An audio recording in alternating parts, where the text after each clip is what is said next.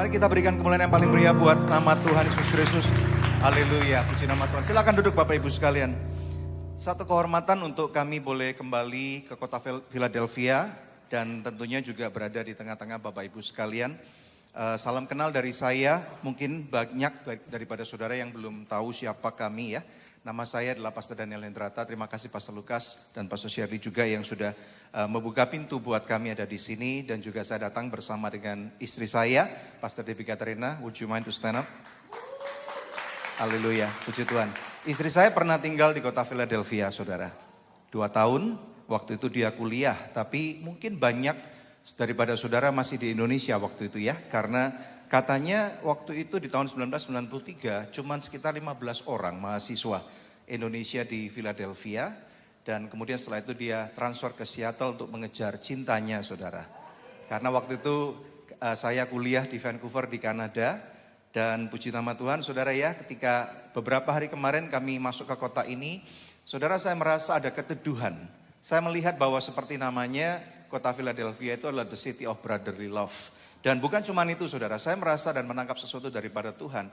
This is not just a city of brotherly love, but this is a city of refuge.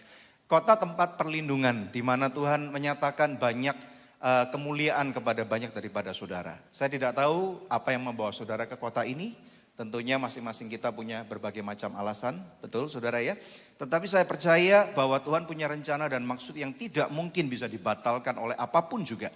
Jadi saya percaya satu hal, tidak ada yang kebetulan kalau hari ini kita bertemu atau saudara ada di tempat ini. Dan yang saya percaya adalah apa yang menjadi rencana dan kemuliaan Tuhan itu pasti akan digenapi. Amin saudara, mari kita berikan kemuliaan yang paling meriah buat Tuhan.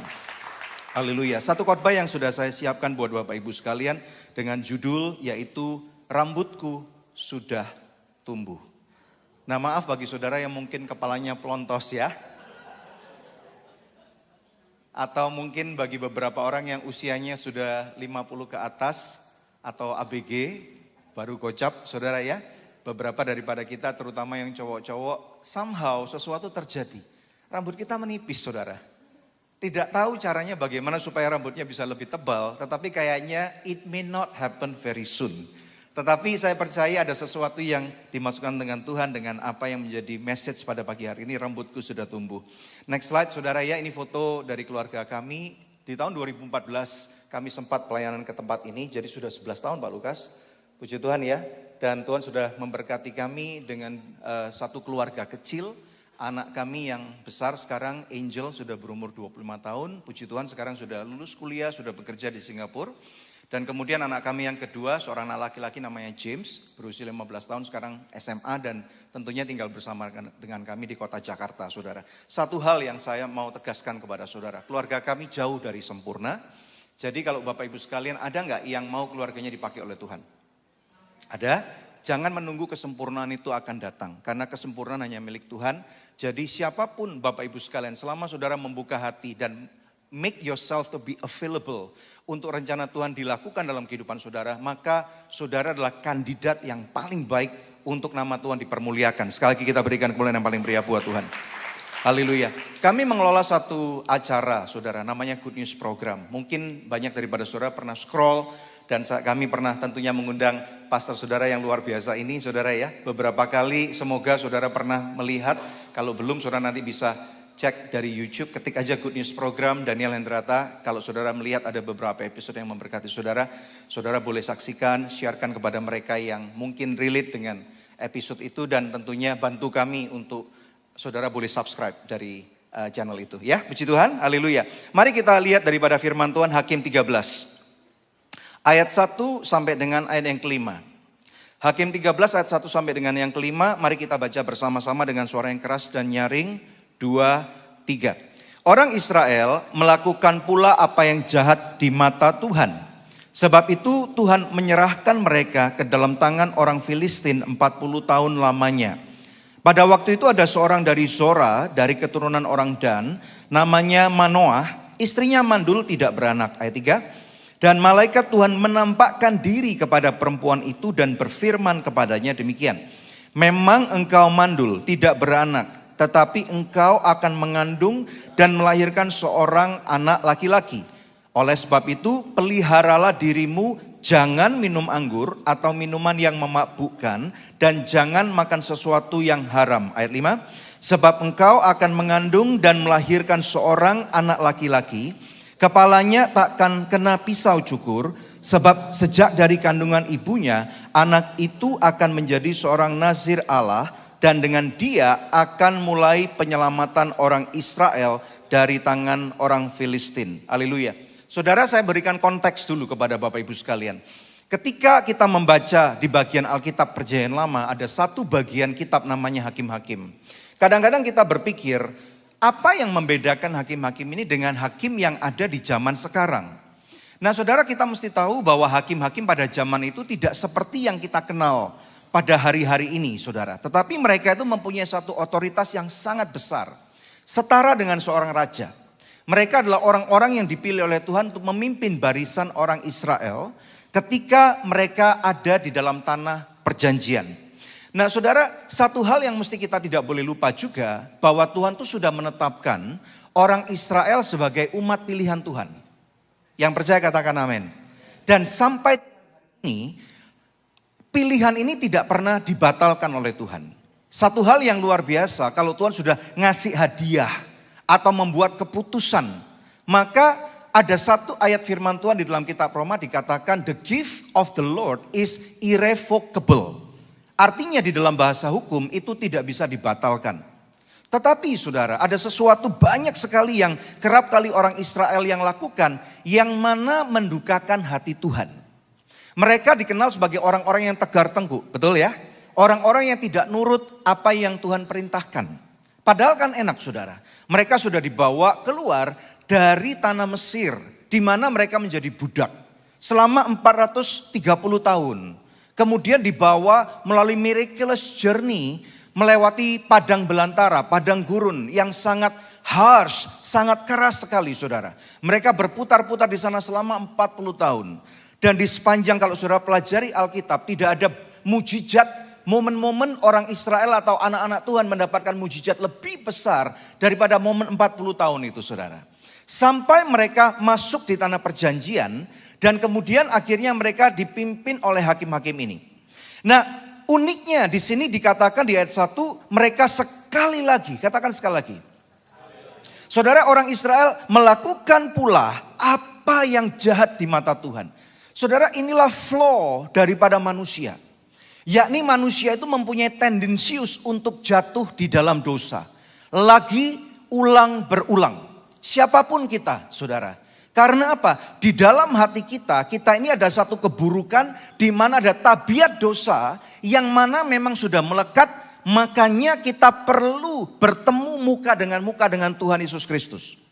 Tidak mungkin orang yang kenal Tuhan itu kemudian yang mana mereka itu kemudian tidak akan mendapatkan redemption atau mendapatkan pengampunan. Sebaliknya tidak mungkin orang yang gak kenal Tuhan mereka kemudian bisa hidup benar, saudara. Karena hidup benar ini bukan standar manusia tetapi standarnya Tuhan. Ada amin saudara ya. Nah ketika mereka melakukan apa yang jahat di mata Tuhan, maka konsekuensi Tuhan itu tidak bisa dipermainkan. Katakan bersama dengan saya, Tuhan tidak bisa dipermainkan. 2, 3. Tuhan tidak bisa dipermainkan saudara. Walaupun kita belajar tentang kasih karunia atau grace, yang mana pengampunan Tuhan seringkali kita dengar dari mimbar ini. Yakni pengampunan Tuhan itu unlimited, betul? Tetapi kita tidak boleh lupa bahwa Tuhan tidak pernah bisa dipermainkan. Di dalam kitab Galatia dikatakan, do not mock God. Tidak boleh kita mempermainkan Tuhan saudara. Jadi saya bukan seorang hakim di sini. I'm not going to judge you. I don't know who you are. Tetapi mari kita mengerti, kalau memang kita pernah terpuruk, jatuh di dalam dosa. You know what? You are given an equal chance to repent. Dan kemudian hidup benar kembali di hadapan Tuhan. Tidak ada cara yang lain untuk orang bisa diampuni daripada dosanya. Diberikan kasih karunia kecuali melalui darah daripada Tuhan Yesus Kristus. Mari kita berikan kemuliaan yang paling meriah buat Tuhan Yesus Kristus. 40 tahun masa ditindas oleh orang Filistin, ini bukan masa yang pendek saudara. Tetapi inilah kasih karunia itu. Bukan orang Israel yang mengupayakan perdamaian, bukan. Tetapi Tuhan semesta alam yang menginisiasi perdamaian itu terjadi. Dikatakan Tuhan mencari seseorang dan bertemu dengan seseorang yang bernama Sora. Dan dikatakan orang ini keturunan Dan, namanya Manoah. Dan ada sesuatu kondisi di sana. Saudara tahu apa yang terjadi? Mandul. Saudara, mandul atau barrenness, unfruitfulness, ini adalah suatu kondisi yang mana sangat membuat orang frustasi. Betul nggak?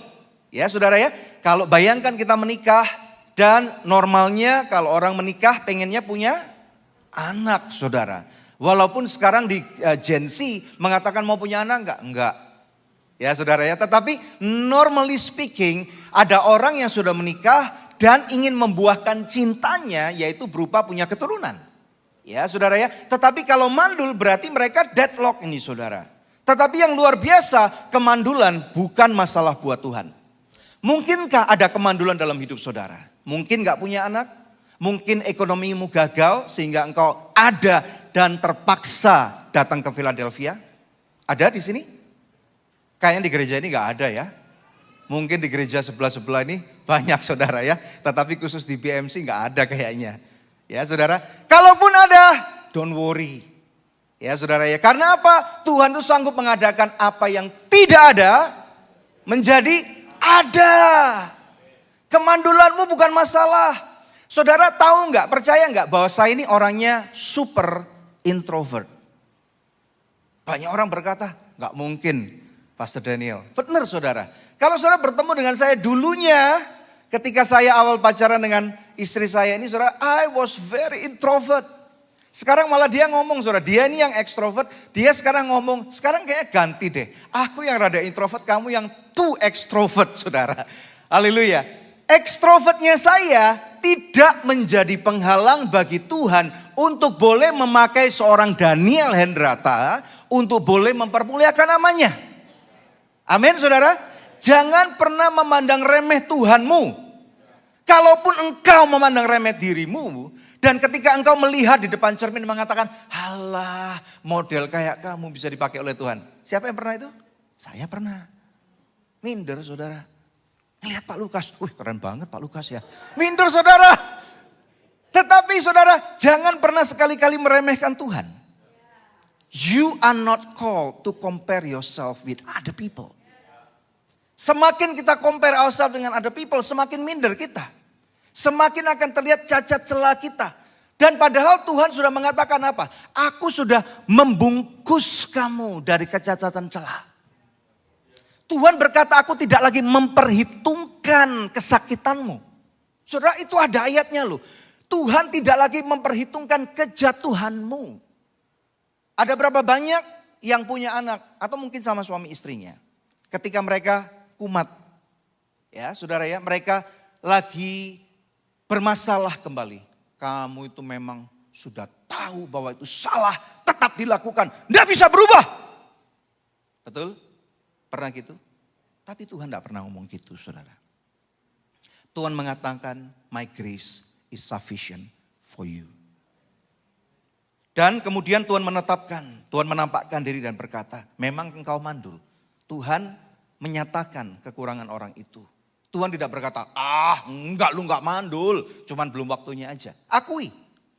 Kita harus belajar mengakui flaw kita. Kita harus belajar mengakui kekurangan kita. Menjadi jujur di hadapan Tuhan dan terbuka. Tuhan ini aku. Aku enggak punya apa-apa. Tuhan aku datang ke Philadelphia aku gagal. Tuhan mungkin ada past glory. Mungkin aku pernah punya perusahaan. Mungkin aku seorang CEO. Mungkin aku adalah seorang manajer. Tapi itu dulu saudara. Maaf Bapak Ibu sekalian, Tuhan tidak akan memakai masa lalumu yang dulu. Karena Tuhan is interested dengan masa kamu sekarang ini. Untuk apa? Untuk kemuliaan yang akan datang. Yang akan Tuhan lakukan. Untuk kemuliaan namanya melalui hidup saudara. Yang percaya katakan amin. Memang engkau mandul, tidak beranak, tetapi engkau akan mengandung dan melahirkan seorang anak laki-laki. Oleh sebab itu peliharalah dirimu, kata Tuhan. Jangan minum anggur atau minuman yang memabukkan. Jangan memakan sesuatu yang haram, sebab engkau akan mengandung dan melahirkan. Saya asalnya dari kota Surabaya, sama seperti Pak Lukas saudara ya. Kemudian di tahun 2005 kami menerima panggilan untuk melayani sepenuh waktu. Kami nggak tahu, we were so young, only 31 years old. She was almost 30. Kami nggak ngerti apa yang mesti kami lakukan, saudara. Kami cuma melihat satu hal. Panggilan kami bukan di dalam sebagai staf gereja. Itu aja. Nothing is wrong menjadi staf gereja. Kemudian saudara kami melakukan apa yang kami bisa. Dengan nabrak kiri, nabrak kanan. Ya saudara ya, dan kemudian ternyata kami akhirnya harus pindah ke kota Jakarta. Sama seperti itu saudara. Kami harus mengandung dulu. You need to conceive the will of God in your life. Ini penting banget. Bapak Ibu sekalian, sampai akhirnya muncullah pelayanan-pelayanan yang kami lakukan yang mungkin saudara sekarang pernah lihat atau mungkin pernah diberkati saudara. Dan dikatakan oleh Tuhan melahirkan seorang anak laki-laki. Saudara kita tahu, to make all the long story short. Ini kisah tentang seorang pahlawan. Namanya siapa? Simpson. Ya saudara ya. Dan kemudian saudara ada satu kondisi yang Tuhan minta kepalanya tak akan kena pisau cukur. Sebab dari kandungan ibunya anak itu akan melahirkan seorang nazir Allah. Akan menjadi seorang nazir Allah dan dengan dia akan mulai penyelamatan orang Israel dari tangan orang Filistin. Ada beberapa poin yang perlu kita catat dengan baik. Yakni yang pertama, tahu nggak saudara, kelahiranmu itu ditentukan oleh Tuhan. Saya bisa katakan all things work together for good. Termasuk saya tidak tahu sekali lagi. Keberadaan saudara berada di kota Philadelphia. I don't know why. Tetapi somehow, walaupun saudara mengatakan, Pak saya nyasar di sini. Ya, tetapi Tuhan bisa pakai kenyasaran itu untuk melakukan sesuatu perkara yang lebih besar yang hari ini mungkin saudara belum tahu. Tuhan tidak ujuk-ujuk, tahu ujuk-ujuk? Masih ingat kata-kata itu ujuk-ujuk? Ya, kalau saudara lupa mungkin sudah kenakan di Philadelphia, saya kasih tahu. Ada kosakata bahasa Indonesia yaitu ujuk-ujuk. Ya, apa namanya kalau saudara cari di thesaurus ada persamaannya yaitu apa saudara? Ujuk-ujuk itu jelala. Ya, keren ya bahasa Indonesia. Jelala, saudara ada di Philadelphia. Saudara, jadi kelahiranku ditentukan oleh Tuhan. Bukan atas kemauan orang tuaku. Ketika hidup mudah, hidup enak, hidup mempunyai unlimited resources and supply. Kita seringkali mengatakan God is good. But what about when you are dry and empty? Is God still good in your life? Ada harus diuji nih saudara. Tuhan menguji hati. Tuhan mengizinkan kesukaran dan difficulties untuk terjadi pada kehidupan kita. Makanya kita perlu mengerti dan belajar ada otoritas yang ada dalam kehidupan kita. Di slide ini saudara, ini slide yang sangat bermakna buat kami berdua. Karena ini slide USG dari kelahiran anak kami namanya James yang kedua. Saudara, di tahun itu, di slide itu ada tertera di tahun 2010 di kanan bawah. Bapak Ibu sekalian, di kehamilan istri saya ini 3 bulan masuk rumah sakit 5 kali. Saudara, habisin uang banyak saudara ya. Tapi puji Tuhan, Tuhan menyediakan. Dan ketika itu dokter nyatakan kehamilan ini gugur. Saudara bayangkan itu. Kami punya anak baru 1 dan anak itu sudah 9 tahun, sudah lama banget saudara. Dan kemudian ini adalah USG yang pertama. Saudara coba lihat itu ya. Di USG itu tertera CRL sebelah kanan bawah 0.34. Itu nggak sampai apa saudara, cuma 3 mili. Nggak sampai even 1 cm. Saudara coba lihat kukumu. 3 mili, 3 millimeters is very small. Betul ya saudara ya. Tetapi pada waktu itu Tuhan sudah melihat ada rencana yang sempurna buat anak saya. Saudara tahu nggak? Sampai ketika pendarahan dokter menyatakan gugur. Dan di USG hilang saudara. Tidak ada bayinya loh. Kami begitu sedih sekali. Saudara mengatakan bahwa again. What do you mean by again? Because this is the second miscarriage. Saudara. Dan kemudian udah lemes nih saudara kita. Ya gimana ya. Saudara kemudian malam itu kami ambil pejamuan kudus. Kemudian kami rest in faith. Not rest in peace. You need to learn to rest in faith. If God is going to take this pregnancy away, ya sudah. Tuhan punya rencana lebih baik. Tetapi if God is going to let this pregnancy to go, berarti puji Tuhan juga. Besoknya saudara kami sudah deh besok kalau mau dikuret, dokternya datang, dia bilang, okay, let's do this again. Kita USG lagi. Saudara, dan kemudian dokter mengatakan, ma'am, your baby is there. Balik saudara. Dan sehat, detak jantungnya jeduk, jeduk, jeduk, jeduk. Kemuliaan yang paling meriah buat Tuhan. Yeremia 1 ayat 5, firman Tuhan mengatakan gini. Ayo kita lihat, sebelum, katakan sebelum. Sebelum itu apa sih? Before. Prior to something that will happen. Sebelum aku membentuk. Dalam apa saudara? Rahim ibumu. Mungkin saudara sebagai mama pun tidak menyadari bahwa kamu hamil. Mungkin beberapa daripada saudara sekarang lagi hamil nih. Tanpa sadar. Ups. Mungkin beberapa daripada saudara sekarang you are in the process of conceiving God's precious plan. Yang saudara belum sadar. Tetapi sebelum aku membentuk kau dalam rahim ibumu, aku, Tuhan berkata, I have known you. Kenal itu bukan cuman kita kenal sama Donald Trump. Saudara kenal Donald Trump? Kenal, siapa nggak kenal? Musuhnya lebih kenal lagi, betul nggak? Ngungkit kesalahannya, nyari kesalahannya, betul. Tapi kenalnya kita dengan Donald Trump kan nggak kenal seperti Barron Trump kenal Donald Trump. Nggak tahu Barron Trump siapa? Di Google aja saudara ya. Puji Tuhan. Aku telah mengenal engkau dan sebelum engkau keluar dari kandungan, apa saudara? Aku telah menguduskan engkau. You have been sanctified dengan darah Yesus.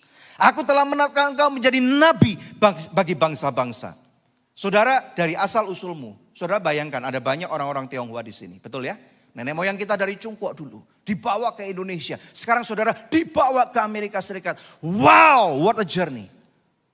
Kita nggak pernah tahu apa yang menjadi rencana Tuhan dalam kehidupan kita. Tetapi ini kita perlu tahu bahwa Tuhan itu ada di sisimu dan dia merencanakan sesuatu yang besar, sesuatu yang mulia, sesuatu yang hebat, sesuatu yang perkasa, beyond. Kalau dalam bahasa Inggris, it is beyond your pay grade. Whether you want to believe this or not. Dan rencana Tuhan pengenapannya tidak tergantung dengan kepercayaanmu. Karena Tuhan adalah raja di atas segala raja. Ketika raja bertitah, apa yang menjadi kehendaknya harus terjadi. Katakan harus terjadi. Katakan tepuk dadamu. Tuhan sudah tahu rencana yang terbaik buat aku. Kita berikan kemuliaan yang paling meriah buat Tuhan. Haleluya. Poin yang kedua, ayo waktunya nggak panjang saudara. Kesombongan ini titik awal kejatuhan. Saudara, Simpson atau Samson itu a privileged boy. Anak orang kaya pastinya. Orang yang sangat diurapi Tuhan. Bahkan saudara suka nonton bioskop gak? Saya suka nonton bioskop ya saudara ya. Bukan bioskopnya yang membuat dosa. Tetapi filmnya apa yang membuat kita dosa. Kita mesti berhati-hati saudara ya. Saya suka film action. Jadi kalau nonton film yang actionnya separuh-separuh saya pasti ketiduran saudara. Maklum udah ABG saudara ya. Nah saudara, saya suka sekali film Marvel. Ada yang suka film Marvel di sini? Ada? Marvel Boys? Ada? Ada DC Comics Boys? Ada? Saudara suka yang mana, DC Comics atau Marvel? Ya ini terbelah dua nanti saudara pasti ya. Nah saya bisa compare, kalau DC Comics dulu ya boleh ya. Saudara saya bisa compare bahwa ini ada slide-nya fotonya, silakan saudara. Nah, Samson ini kombinasi dari kekuatannya Superman dan kegantengannya Bruce Wayne. Yang paling saya suka dari satu line Bruce Wayne ketika ditanya sama si Flash. Do you remember this, saudara? Yang pernah nonton ini? Flash tanya bingung, what is your superpower? Dan dia ngomong apa? I'm rich. Wow, keren saudara ya. Kalau Superman, kita nggak tanya lagi saudara, kekuatannya apa? Oke, supaya memuaskan yang Marvel Boys. Next. Kekuatannya Simpson ini dan kehebatannya seperti kepintarannya Tony Stark. Dan keabadian dari Captain America. Kan keren ya saudara ya? Betul ya? Tetapi itu yang membuat dia jatuh loh. Tadi along the way ke sini saya mendapatkan pewahyuan dari Tuhan. Ini Samson itu adalah seorang yang krisis identitas, saudara. Karena dia masih terlalu muda. Sudah dipercaya Tuhan banyak sekali hal. Sehingga dia harus live to prove. If you live to prove, you are going to fall into a lot of different things. Kesombongan titik awal daripada kejatuhan, makanya Bapak Ibu sekalian privilege yang seharusnya menjadi kemuliaan untuk Tuhan, tetapi sayangnya menjadi titik awal dari kejatuhan. Kita tahu kadang-kadang Tuhan naruh sesuatu untuk mencari gara-gara kepada orang Filistin. Kita tahu ini. Ya saudara, tetapi di luar itu ternyata kebablasan. Dia keenakan, saudara tahu kan ceritanya? Saudara kalau kita ceritakan di mimbar ini kayaknya memalukan juga. Tetapi boleh nggak kita cerita? Samson hobinya apa? Tahu apa saudara? Melacur. Hobinya itu saudara, melacur. Kan gimana ya saudara ya? Seganteng-gantengnya kalau saudara lihat ada cogan, tahu ya? Tapi tiba-tiba hobinya melacur, saudara dekat gak mau dengan orang itu? Kayaknya gimana gitu ya saudara ya? Sehingga inilah yang terjadi saudara, dia akhirnya hidup di dalam dosa. Sampai-sampai dia tidak menyadari bahwa dia sudah kehilangan super powernya. Ada satu ayat, saudara ini yang sangat membuat Samson kemudian lupa diri. Dia terlalu kuat, musuhnya enteng. Dia sudah dalam bahasa ini dikatakan mundane. Musuhnya 1000, gak masalah. Akan aku pecel-pecel, dia bilang gitu saudara. Jadi 7000, waduh. Saudara ya. Kita lompat di Hakim 16 ayat 19 saudara ya. Ini momen kejatuhannya. Hakim 16 ayat 19 ada di slide. Oke. Sesudah itu dibujuknya Samson tidur di pangkuannya. Lalu dipanggil. Ini saudara tahu ya pangkuannya siapa ini? Samson and Delilah. Saudara ya. Lalu dipanggilnya seorang dan disuruhnya untuk apa? Mencukur ketujuh rambut jalinnya. Sehingga mulailah Samson ditundukkan oleh perempuan itu. Diapakan saudara? Ditundukkan oleh perempuan itu sebab kekuatannya telah lenyap daripadanya. Ayat 20. Lalu berserulah perempuan itu, orang Filistin menyergap engkau Samson. Maka terjagalah ia dari tidurnya serta katanya, enteng. Ntar gua pecel-pecel lagi. Jadi 7000. Tetapi Alkitab kita mencatat seperti yang sudah-sudah. Aku akan bebas dan akan meronta lepas. Baca itu saudara. Tetapi apa? Tidak diketahuinya bahwa Tuhan telah meninggalkan dia. Menurut saya ini ironis. Kehebatan yang Tuhan sudah berikan dan percayakan menjadi satu titik awal yang menghancurkan kehidupan Samson. Lalu bagaimana ini? Saudara tahu enggak? Kalau kita bertobat, this is the story of grace. Saya pernah mengalami masalah yang sangat berat. Beberapa tahun yang silam, tidak lama dari ini saudara. Hampir saja kami berhenti pelayanan. Waktu itu sudah 17 tahun saudara, jadi 3 tahun yang lalu. Saya sudah sempat cerita nih kepada gembala saudara. Gelap sekali, blik, tidak bisa melihat hari ini. Buru-buru saudara. Saya mungkin waktu itu berpikir, sudah ngomong sama istri saya, kita pindah yuk ke luar negeri, di tempat yang tidak ada orang kenal kita. Mungkin harusnya kita ke Philadelphia ya Pak ya. Kalau kita 2017 pindah ke Philadelphia tidak untuk berkhotbah, tetapi untuk bekerja, untuk menyembunyikan diri. Tetapi puji nama Tuhan, I don't know why, but I was so determined, honey, let's go to Philadelphia again. And here we are. Kami belajar untuk menghadapi masalah kami dengan sangat berat. Saudara, di poin ini adalah titik, itu bukan koma. Orang bisa jatuh, Samson jatuh, tergeletak. Dan kita tahu ceritanya, matanya dicungkil, dia dipermalukan, dia menjadi the first komika atau comedian, stand up comedian in the Bible. Ada saudara kenal stand up comedian di lingkungan saudara? Ada orang yang lucu di sini di gereja? Banyak. Ada Pak Lukas beberapa name a few? Oh yang ini ya, udah di depan. Kelihatan kok dari modelnya tadi saudara ya. Kelihatannya sangar tapi hatinya Hello Kitty saudara dia ini rupanya ya. Saudara kalau ada teman yang mau jadi atau anak saudara, Mom, Dad, what do you want to become? Kalau saudara tanya, you know what, I want to become a stand up comedian. Saudara jangan mengatakan, apa?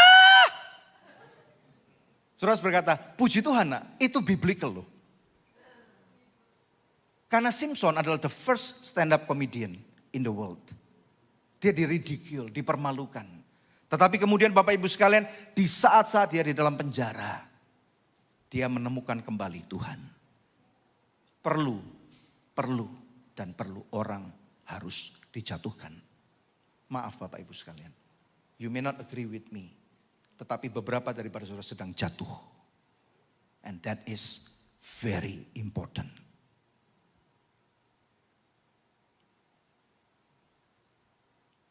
Don't be afraid. God is with you. Di momen-momen penjara itu justru Tuhan tidak pernah lupakan Simpson. Simpson ada di perjanjian lama. Itu pun Tuhan masih ingat akan Simpson. Apalagi saudara di perjanjian baru. Darah Yesus sudah tercurah bagi saudara. Jadi kalau saudara ada di momen-momen kejatuhan pada saat ini. Don't run away again. This is the city of your refuge.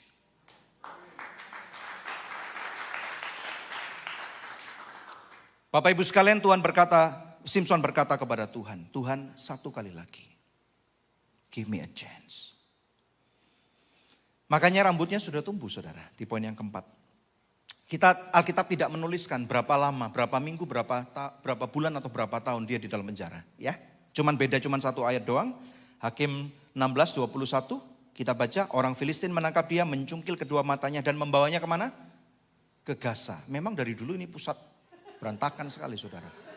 Ya, sudah ada saudara. Membawanya ke Gaza, di situ ia dibelenggu, jadi hostage kan saudara. One of the hostages. Ya, di situ ia dibelenggu dengan 2 rantai tembaga dan pekerjaan di penjara ialah menggiling. Kita lompat ayat 22, tetapi rambutnya, apa Bapak Ibu sekalian? Mulai tumbuh pula sesudah dicukur. Pak, siapa namanya dia? Pak Bambang, ada harapan. Rambutmu bisa tumbuh. Haleluya. Tapi dia pikir kalau gua rambutnya tumbuh gak sangar nanti saudara. Nanti malah diketawain orang karena dia modelnya lucu saudara. Tetapi jangan takut saudara. Rambut ini mengatakan tentang apa saudara? Otoritas. Rambut berbicara tentang kepercayaan diri. Rambut berbicara tentang suatu hope.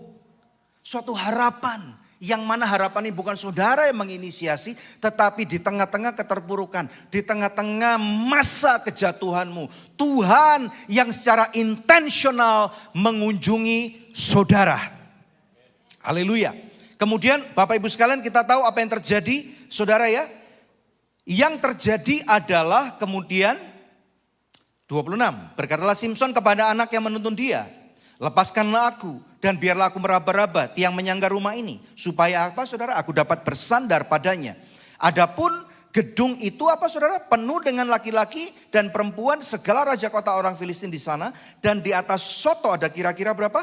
3.000 laki-laki dan perempuan yang menonton lawak Simpson. Nah ini, the first stand up comedian. So it's a very biblical profession. Jangan ngetawain untuk menghina orang, tetapi ketawa dengan lucunya. Amin saudara ya. Berserulah Simpson kepada Tuhan, ya Tuhan Allah, ingatlah kiranya kepadaku, buatlah aku kuat sekali ini saja. Ya Allah, supaya dengan satu pembalasan juga kubalaskan kedua mataku itu kepada orang Filistin. Kemudian Simpson merangkul kedua tiang yang paling tengah penyangga rumah itu. Lalu bertopang kepada tiang yang satu dengan yang tangan kanannya dan kepada tiang yang lain dengan tangan kirinya. Simpson ngomong gini saudara, biarlah kiranya aku mati bersama-sama dengan orang Filistin ini. Lalu membungkuklah ia sekuat-kuatnya, maka rubuhlah rumah itu menimpa raja-raja kota itu dan seluruh orang banyak yang ada di dalamnya. Yang mati dibunuhnya pada waktu matinya itu lebih banyak daripada yang dibunuhnya pada waktu hidupnya. Dia rugi gak mati? Menurut manusia dia rugi. Tetapi minimal you know what? Dia mati di dalam penggenapan rencana Tuhan. Percuma saudara nanti kaya raya tetapi hidupnya dalam dosa. Percuma hidupnya seakan-akan dipulihkan tetapi semu. Bapak Ibu sekalian tahu nggak? Simpson adalah orang yang disayang oleh Tuhan. Percaya katakan amin? Pak, mana mungkin? Ada buktinya. Ayat terakhir dan saya akan selesai. Buka di dalam kitab Ibrani Bapak Ibu sekalian. Ibrani 11 ayat 32. In the hall of faith of the Bible says like this. Dan apakah lagi yang harus aku sebut? Sebab aku akan kekurangan waktu apabila aku hendak menceritakan tentang siapa? Gideon, Barak dan Simpson, Yefta, Daud dan Samuel dan para nabi. Yang karena apa saudara? Iman telah menaklukkan kerajaan-kerajaan, mengamalkan kebenaran, memperoleh apa yang dijanjikan, menutup mulut singa-singa, memadamkan api yang dahsyat. Mereka telah luput dari mata pedang, telah beroleh kekuatan dalam kelemahan, telah menjadi kuat dalam peperangan, dan telah memukul mundur pasukan tentara asing. Saudara, when you are still conceiving the plan of God, tidak usah takut.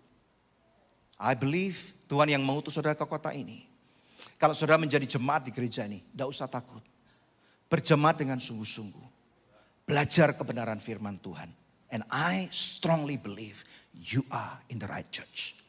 This is very important. Sudah saudara, percaya aja. Selama yang diajarkan biblical. Selama tidak ada moral flaw. Saudara mau cari apa sih? Kamu juga gak sempurna banget. Betul gak? Ayo kita membangun bersama-sama.